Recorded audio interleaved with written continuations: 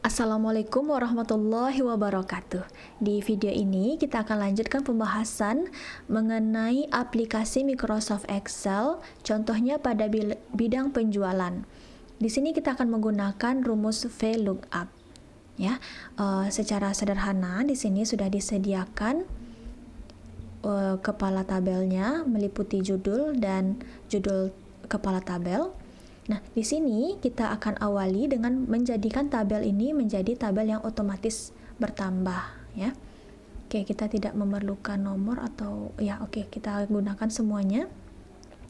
Kita sorot 2 baris untuk kepala tabel, kemudian kita masuk ke menu insert. Di menu insert ini klik perintah tabel.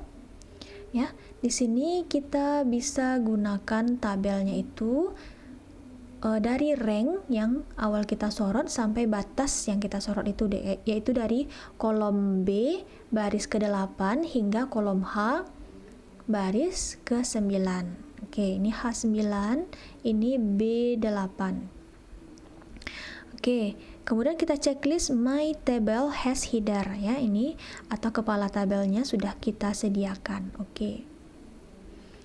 Nah, maka di sini tabelnya langsung mempunyai warna.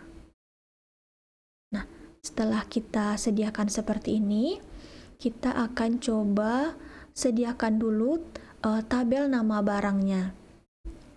Di sini sudah disediakan, misalnya untuk kode A1, nama barangnya adalah minyak goreng 1 liter dengan harga 15.000 dan stoknya ada 15. Ya. Kemudian A2 minyak goreng 2 liter dengan harga 25.000, stoknya ada 10. Sampai kode yang berikutnya. Di sini kodenya bisa kita tambah lagi. Untuk tabel ini kodenya harus berurutan dari A sampai Z, ya. Kita sorot dulu isi datanya saja. Kemudian dari menu data kita sort, ya, sort A ke Z. Oke, tabel ini sudah berurutan. Berikutnya dari data ini kita lebihkan 1 supaya kita bisa insert tabel, insert row kalau kode barang kita bertambah. Nah, di sini disorot, kemudian di sudut kiri atas, ya, di sudut kiri ini kita berikan nama, di sini nama tabelnya kita contohkan kode barang, ya, kode barang. Oke, kita tidak bisa pakai spasi, nah, atau kode saja, kode, ya. Kita berikan nama sorotan ini kode pada name box. Ini name box yang ada di sudut kiri atas sebelah kiri dari formula bar. Nah, kalau kita klik di sini, kita cari misalnya kode, maka akan tersorot data kita plus 1 baris di bawahnya jika kita ingin menambah. Oke, kita tandai di sini bagian yang kita sorot tadi dengan warna supaya untuk penambahan berikutnya kita patokannya di bawah ini. Baik, kita kembali ke tabel VLOOKUP. Tabel ini, tabelnya saya beri nama VLOOKUP karena ada 2, ya, ada VLOOKUP, ada HLOOKUP. Untuk VLOOKUP dulu. Nah, di sini kita bisa menginput kode barang sesuai penjualan di bulan Februari misalnya. Ini kita rubah menjadi tanggal. Oke. Nah, untuk tanggal, misalnya tanggal 1 Februari, ya, 1 Feb. Kode barang yang terjual, misalnya A1. Maka kita cari, ya, misalnya pembeliannya 2. Maka nama barang harusnya di sini otomatis. Maka kita gunakan dulu rumus sama dengan VLOOKUP. Nah, kemudian kita ambil kodenya, kode barangnya dari lookup value-nya dari kode barang. Oke. titik koma. Ya, ini karena di sini sudah digunakan tabel otomatis ya, maka di sini ditandainya A kode barang. Berikutnya kita ke tabel array. Tabel array kita tadi sudah kita berikan nama kode. Nah, muncul di sini dan kita bisa klik langsung masuk kode.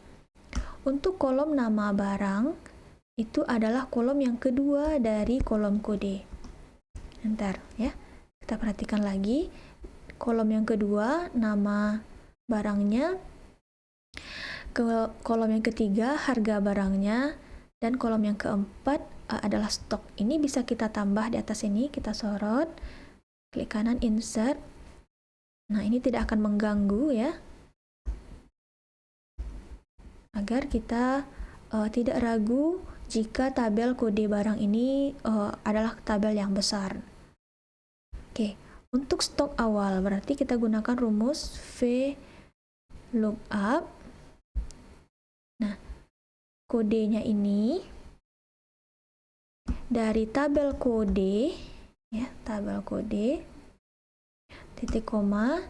Nah, kolomnya untuk stok awal adalah kolom yang ketiga. Tutup kurung. Oke, kita cek dulu. Di sini stok kolom yang keempat. Oke, kolom yang keempat. Ini stok awalnya. Kemudian untuk stok akhir berarti kita tinggal mengkurangkan stok awal dikurang dengan jumlah pembelian. Nah, ini stok akhir. Kemudian jumlah bayar berarti kita perlu tambahkan di sini kolom harga ya. Klik kanan, insert. Nah, di sini kita tambahkan kolom harga.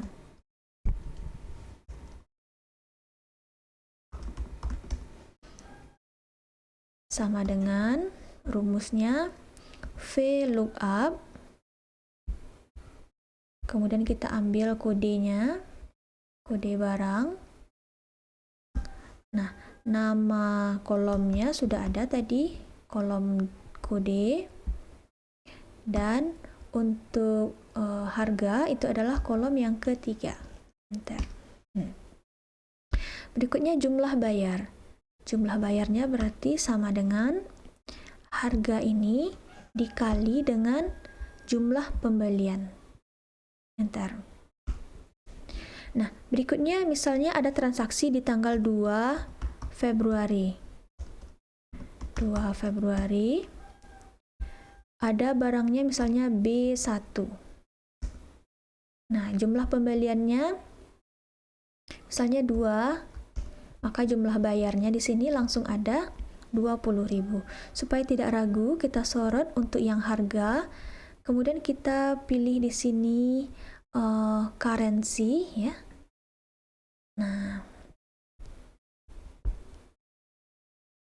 dan kita lengkapi lagi satu lagi di atas ini. Jumlah pemasukan. Nah, kita jadikan dia 2 baris. Dan di sini kita pakai rumus sum. Sum dari ini. Tabel jumlah bayar. Enter. Nah, kita perbaiki tampilannya dengan agak besar. Oke. Misalnya ada lagi transaksi yang di tanggal 3 Februari. Ada yang belanja L1 misalnya, ya, sabun Lifebuoy sebanyak 1 buah. Maka di sini jumlah pemasukannya akan langsung bertambah. Tanggal 4 Februari ada yang belanja lagi dengan kode misalnya C1. Nah, dipesannya sebanyak 5 buah misalnya. Ya, stok akhirnya di sini langsung kelihatan. Oke, ini untuk tabel sederhana yang bisa kita gunakan di sini ya. Ini untuk bulannya sama dengan ini bulan Februari misalnya ya. Per bulan. Ini aplikasi sederhana untuk penggunaan rumus VLOOKUP. Rumus VLOOKUP ini sama dengan rumus HLOOKUP, yang membedakan adalah bentuk tabel bantunya ya. Kalau di sini tabel bantunya berbentuk vertikal. Oke, baik.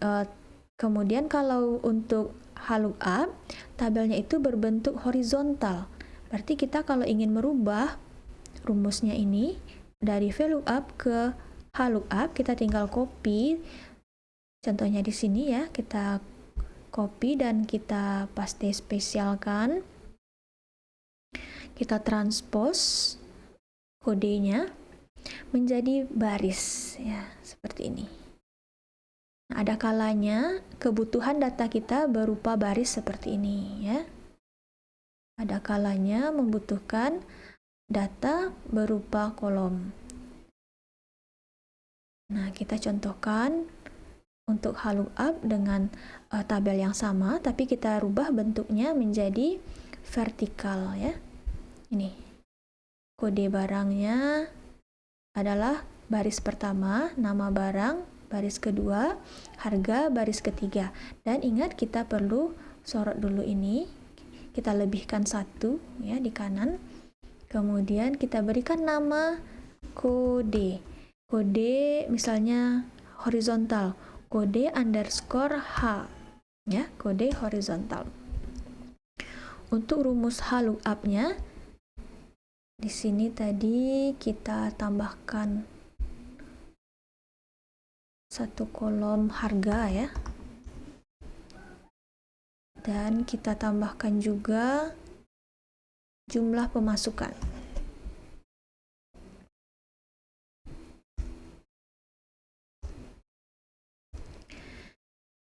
Nah, ini tabelnya kita ulangi juga, disorot dua baris, kita ke menu insert dan pilih tabel. Nah, kita checklist my data has header. Oke. Nah, untuk kode barangnya misalnya kita buat A1.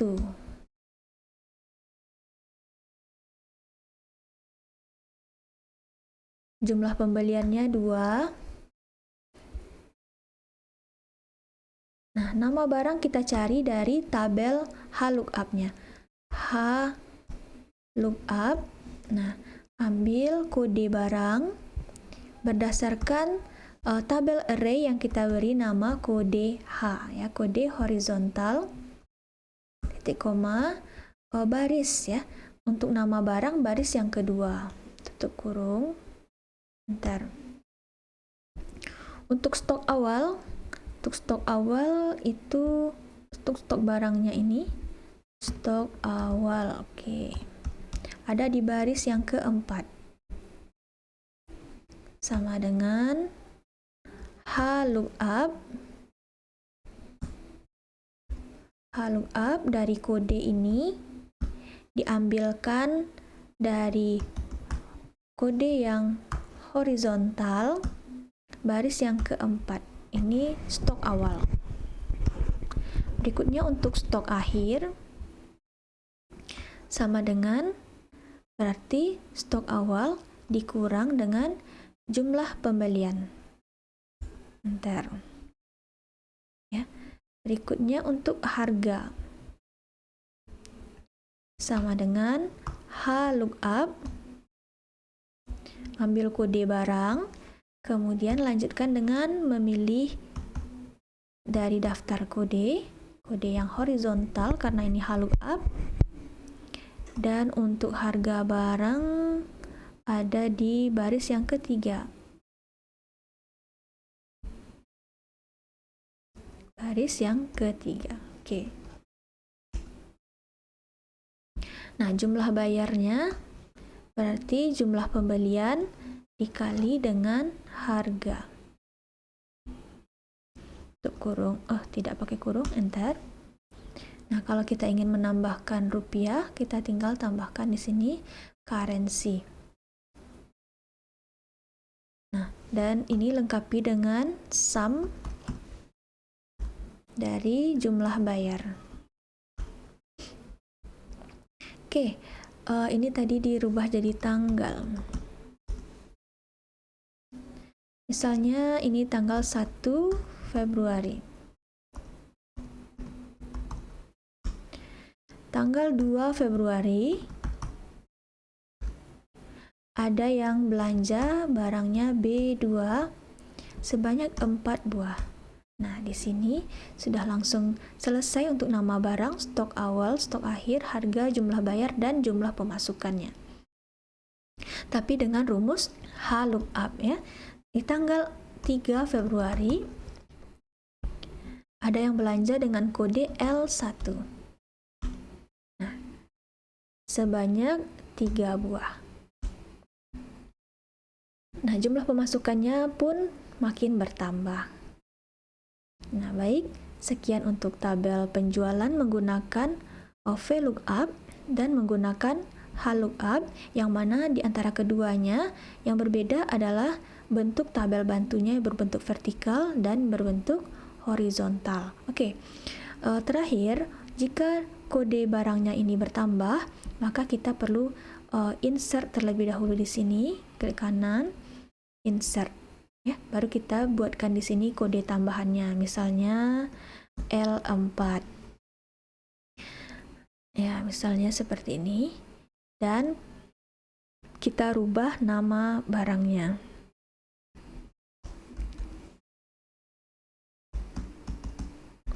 Ya, dan bagian ini perlu kita insert terus, dan akan tetap dia itu mempunyai nama yang sama ya. Ini tetap kolom kode. Nah, baik, semoga video ini bermanfaat dan membantu tugas serta pekerjaan yang sedang Anda kerjakan saat ini. Sekian untuk videonya. Assalamualaikum warahmatullahi wabarakatuh.